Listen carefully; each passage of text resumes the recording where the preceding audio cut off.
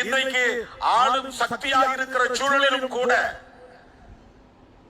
சாதியவாதத்தை நம்மால் ஒரு கட்டுக்குள் வைத்திருக்க முடியவில்லை. எப்படியோ போகட்டும் என்று திமுக நினைப்பதாக நாம் கருதவில்லை. பாதிக்கப்படுகிறவர்கள் தலித்துகள் தானே என்று அலட்சியப்படுத்துவதாக நான் கருதவில்லை.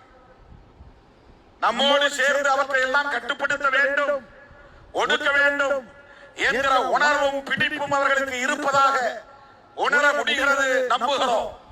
அப்படி இருந்தும் இன்னும் சாதிய வன்கொடுமைகள் மேல் பாதி கோவிலிலே நுழைய முடியாத நிலை. இன்னும் சாதிய வன்கொடுமைகள். தேவேந்திர ராஜ் என்கிற மாணவன் தாக்கப்பட்டு மருத்துவமனையிலே கிடக்கிறான். சிவகங்கையிலே ஒருவன் கடத்தப்பட்டு படுகொலை செய்யப்படுகிறான்.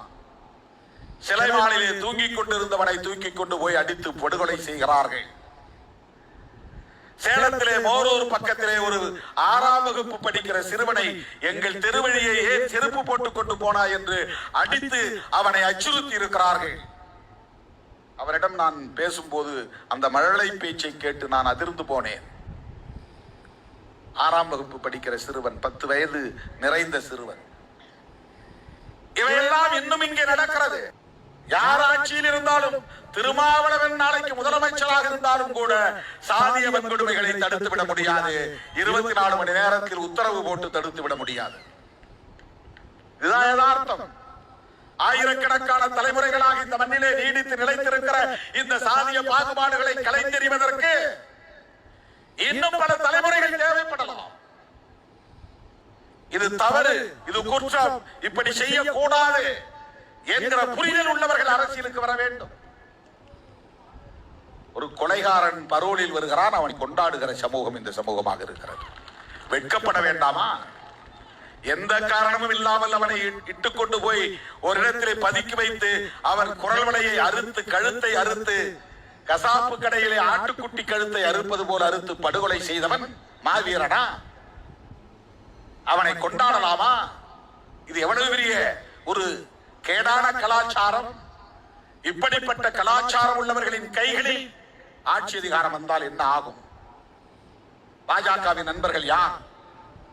RSS நண்பர்கள் யார்? தம்பி கேக்குதுங்களா?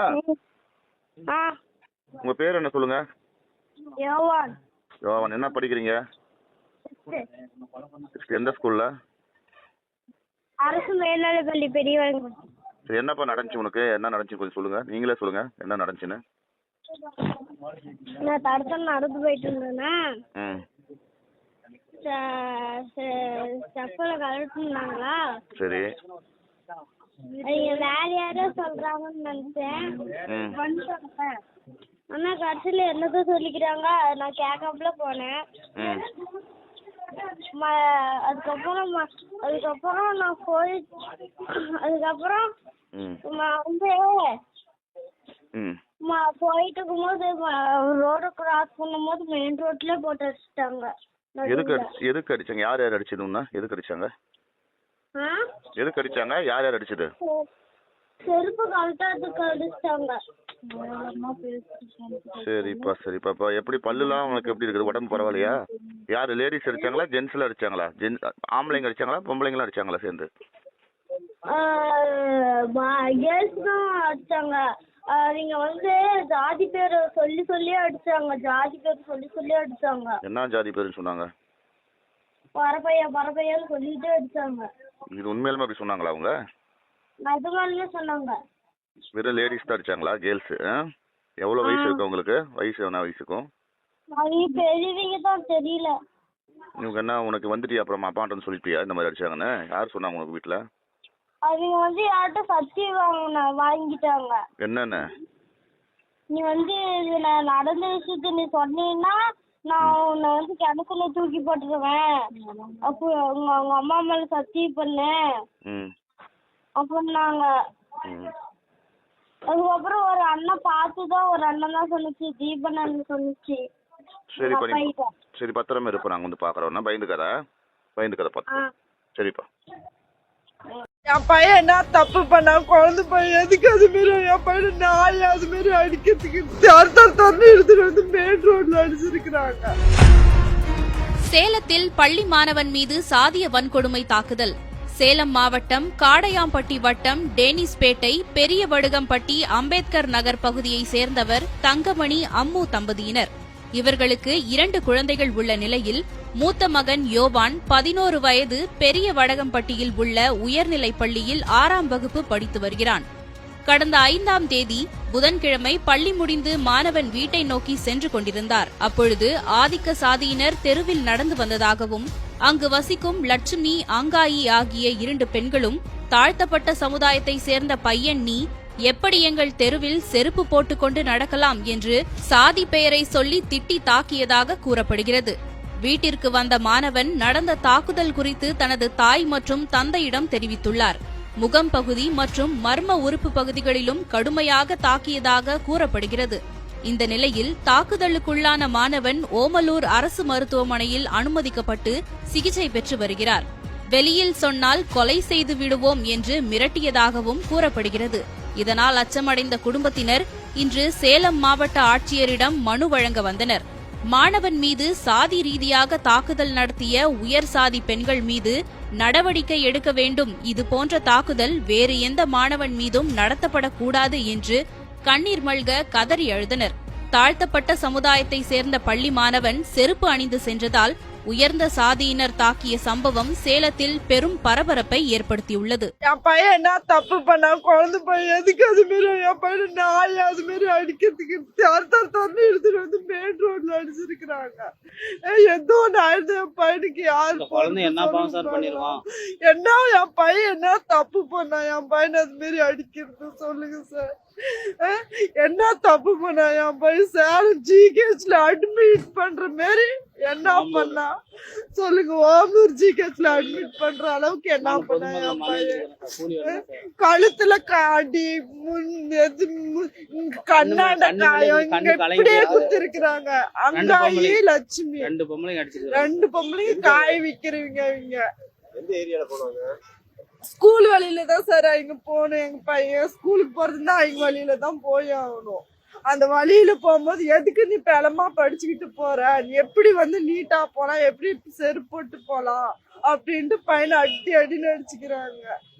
என்ன தப்பு பண்ணா என் பையனை அடிக்கிறதுக்கு சொல்லுங்க. எங்க பையனே இல்லைங்க சார், நிறைய பிள்ளைங்களும் அடிச்சிருக்கிறாங்க. எங்க பையனே இது 2வது டைம். ஃபர்ஸ்ட் சொல்லும் போது அடிக்கும் போது என்கிட்ட எங்க பையன் சொல்லல. அப்புறம் எங்க ஃப்ரெண்ட்ஸுங்க சொன்னதுனால தான் எனக்கே தெரியும். இது 2வது டைம் மெயின் ரோட்லயே போட்டு அடிச்சிருக்கிறாங்க. முருகன் கோயில் ஆண்ட அடிச்சிருக்கிறாங்க சார் எங்க பையனை.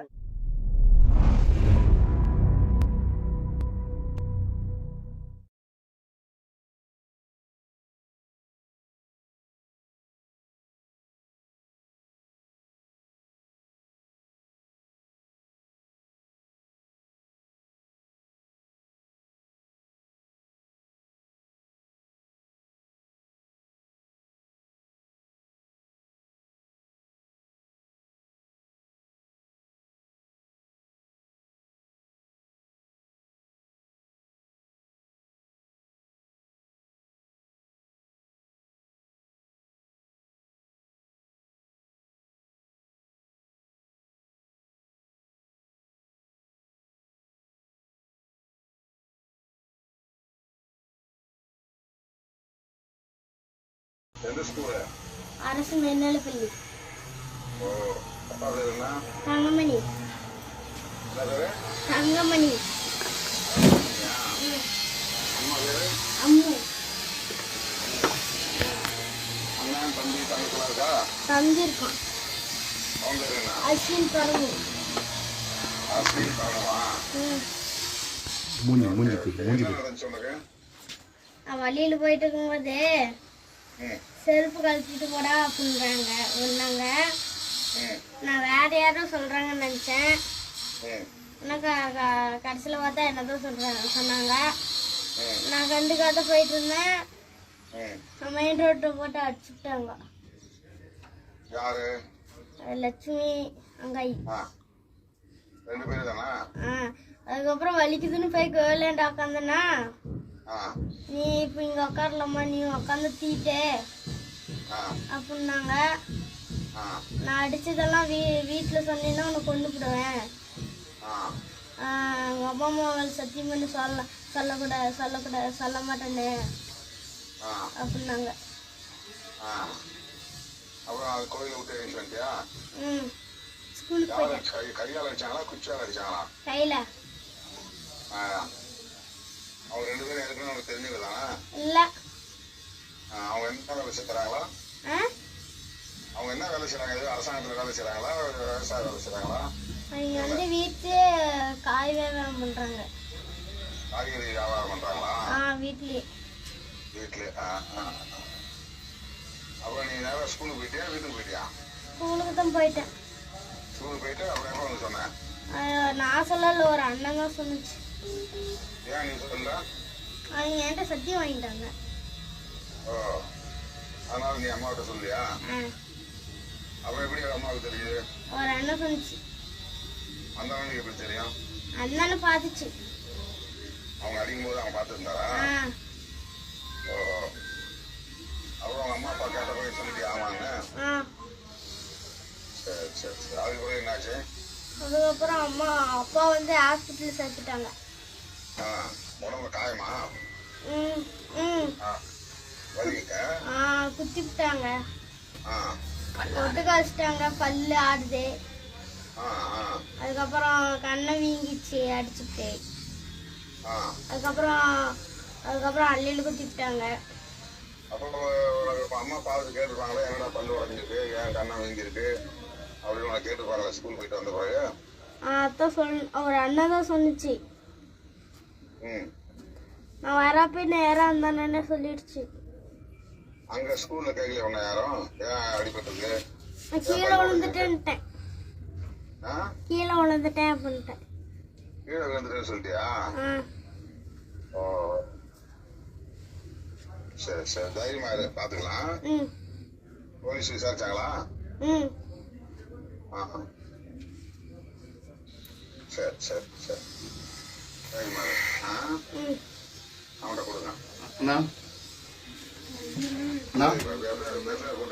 எஃப்ஐஆர் போட்டோம்னா அரெஸ்ட் பண்ணல. அதுக்கப்புறம் அப்புறம் நாளைக்கு இன்ஸ்டன்ட் ஒரு ஆர்ப்பாட்டம் கண்டக்ட் பண்ணி சொல்லியிருக்கோம், கண்டக்ட் பண்ண சொல்லியிருக்கோம். இந்த வன்கொடுமை வட்டமாக அறிவிக்க சொல்லி.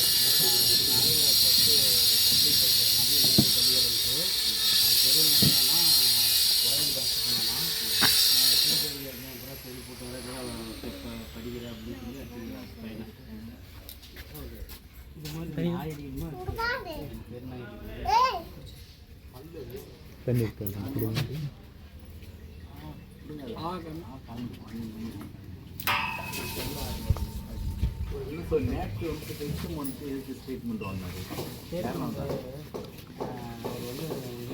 எஸ்சி ஆக்ட் அதில் வந்துட்டு யாரெல்லாம் வந்திருந்தா கடையில் சரி. அதுக்கப்புறமேட்டுக்கு ஏஎஸ்எம்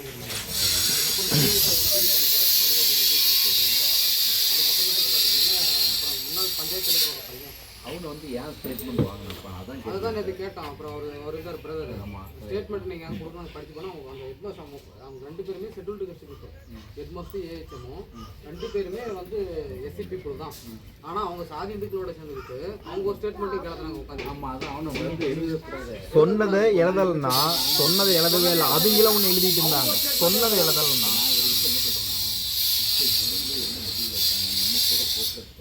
இப்போ நம்ம வந்துட்டு வழக்க ஸ்டாண்ட் பண்ணலாம். இப்போ வந்துட்டு இவங்களுக்கு அதாவது மற்ற கட்சியிலே மாதிரி இப்போ நான் வந்துட்டு ஒரு விஷயம் என்ன எல்லா இடம் பிரச்சனைக்கு ஓடுறேன். ஓடணும் திரும்ப அதை வந்து பேருந்து இது பேசுகிறவங்க எல்லாம் வந்து அவங்க நம்ம ஃபேமிலிக்குமே காசு கொடுத்து கவர்மெண்ட்டுக்கு தேவை அவங்க அப்படியே எல்லாமே ஆஃப் பண்ணுறாங்க. ஏன்னா ஒரு விஷயம் என்னன்னா ஆத்தூர் ராஜலட்சுமி வந்து தூக்கம். ஆமாம் ஆத்தூர் ராஜலட்சுமி தூக்கு தண்டனை சரி. அப்படி இந்த விஷயத்துலையுமே இப்போ இந்த தம்பிக்கு இதுவரை வந்துட்டு எஃப்ஐஆர் போட்டாச்சு, இன்னும் ரிலீஃப் பண்ணிட்டு வரல. ஆமாம் அதான் தாஜ் ஊரை ரிலீஃப் பண்ணிட்டு இப்படி வழக்கு வந்துட்டு ஹெச்எம் ஏஹெச்எம் சேர்மனும் வந்து பேசுகிற நான் வந்து ஸ்டேட்மெண்ட் கம்ப்ளைண்ட் பண்ணணும். நேரில் கூட்டு போய் எஸ்பி கிட்ட பேசலாம். ஆமாம் கலெக்டர் பற்றி எஸ்பி பண்ணி தேவைப்பட்டால் நாங்கள் எங்களுக்கு வந்துட்டு எங்களுக்கு வந்துட்டு ஸ்பெஷல் பிசி தனியாக வேணும் அப்படின்னு நம்ம கேட்டு வாங்கலாம். இப்போ இவங்க என்ன மனநிலையில் இருக்காங்க? அவர் வந்து ஸ்ட்ராங்காக இருக்காங்க. இப்போ அதர் கட்சியிலேருந்து வருவீங்க, செயலாளர் வருவாங்க, மாவட்ட தலைவர் வருவாங்க, கட்சி தலைவர் வந்திருக்காரு. விட்டுட்டு பாதியில் போகிறவங்க கிடையாது. விட்டுட்டு பாதியில் போகிறவங்க கிடையாது. நான் வந்துட்டு ஏன்னா அவர் இப்போ வந்துட்டு மாநிலத்தில் முக்கியமான ஒரு ஆள். பேசிக்காக கூட வந்து உங்கள்கிட்ட டான்ஸ் பேசுவாங்க. நீங்கள் யார்ட்டையும் போவீங்க, நாங்கள் பார்த்துக்கிறோம் வச்சுக்கிறோம் அப்படின்னு சொல்லி கூட உங்களை டான்ஸ் பேசுவாங்க. ஆனால் வழக்கு எந்த இடத்துலையும் திருத்தப்படுத்துவாங்க அப்படிங்கிறது எனக்கு தெரியல. இப்போ இன்னொரு விஷயம் என்னென்னா இப்போ சம்பவம் வந்து எஃப்ஐஆர் போட்டு இப்போ 4-5 நாள் ஆயிடுச்சுங்களா? 5ஆம் தேதி போட்டதில் தானே பேர் 5ஆம் தேதி போட்டது டைம் பார்த்துட்டு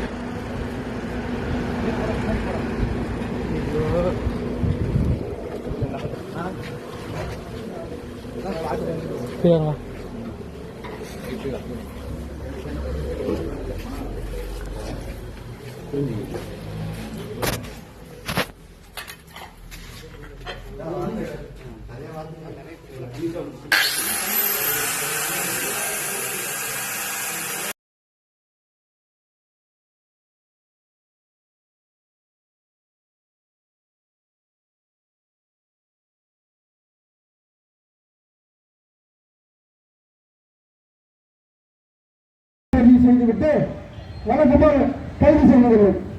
இதில் ஒரு சிறப்பு என்னன்னா, நம்ம எல்லா இடங்கள்லையும் இப்பெல்லாம் புகார் ஆச்சுன்னா ஒரு வகையான அழுத்தத்தை பிறகு என்ன பண்றாங்கன்னா வன்கொடுமை தடுக்கிறதுல வழக்கு பதிவு செஞ்சுறாங்க.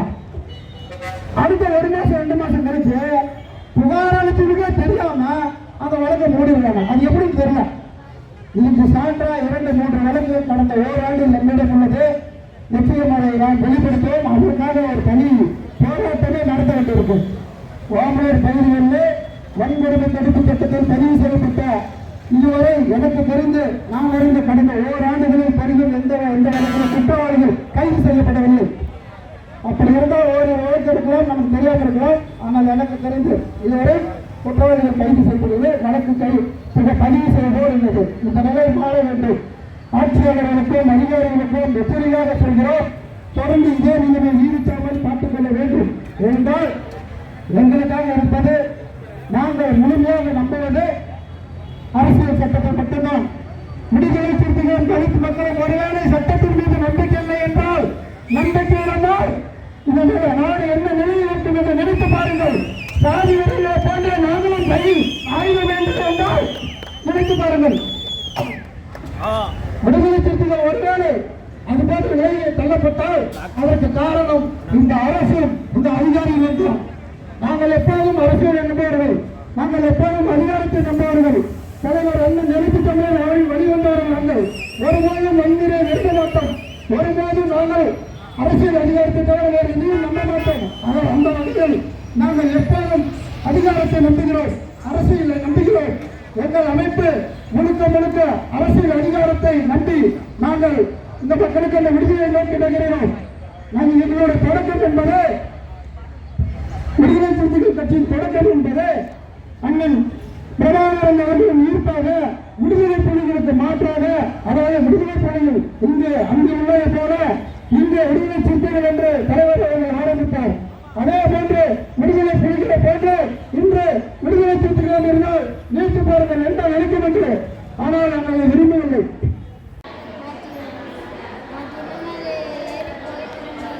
என் பேர் யோவானே. நான் ஸ்கூலுக்கு போயிட்டு இருக்கும்போது 5/3/2025 அப்போ நான் போயிட்டு இருக்கும்போது நீங்கள் ஜாதி வச்சு திட்டுறாங்க, நீ செல் போட்டு போகிற அப்படி திட்டினாங்க. நான் சும்மா தான் சொல்கிறேன்னு நினச்சி போயிட்டு இருந்தேன்னா போட்டு மெயின் ரோட்டில் போட்டு அடிச்சு விட்டாங்க, கடனமாக குத்திவிட்டாங்க. நான் சேலம் மாவட்டம் காடையம்பட்டி வட்டம் டேனிஸ்பேட்டை கிராமம் பெரிய வடக்கம்பட்டி அரசு மேல்நிலைப்பள்ளி பெரிய வடக்கம்பட்டி படிக்கின்றேன். 6th படிக்கின்றேன்.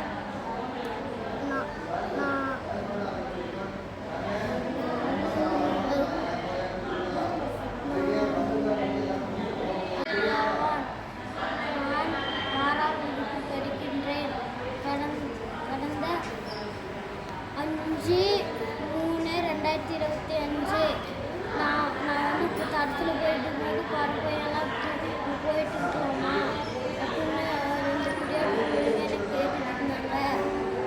சும்மா தான் நான் சொல்கிறாங்கன்னு நினச்சேன். ஆனால் போயிட்டு இருக்கும்போது பார்க்க என் ஃப்ரெண்ட்ஸ் எல்லாம் ஓடி போயிட்டாங்க. ஆனால் நான் போயிட்டு சும்மா தான் அது ஓடி போயிட்டு என்னாச்சுன்னா கேட்கும்போது என்னை போட்டு அடிச்சுட்டாங்க, கழுத்து மேலே அடிச்சுட்டாங்க, வரப்பையான்னு திட்டாங்க. பேர் லட்சுமி அங்காயி. என்னை கழுத்தாக அடிச்சுட்டாங்க, மூஞ்சில் அடிச்சுட்டாங்க, பொட்டுக்கோ வச்சுட்டாங்க தலையிலே. அதுக்கப்புறம் சட்டை பேண்டெல்லாம் கிழிச்சுட்டாங்க. நடவடிக்கை எடுக்கணும். நான் 5ஆம் தேதி 3ஆம் மாதம் 2020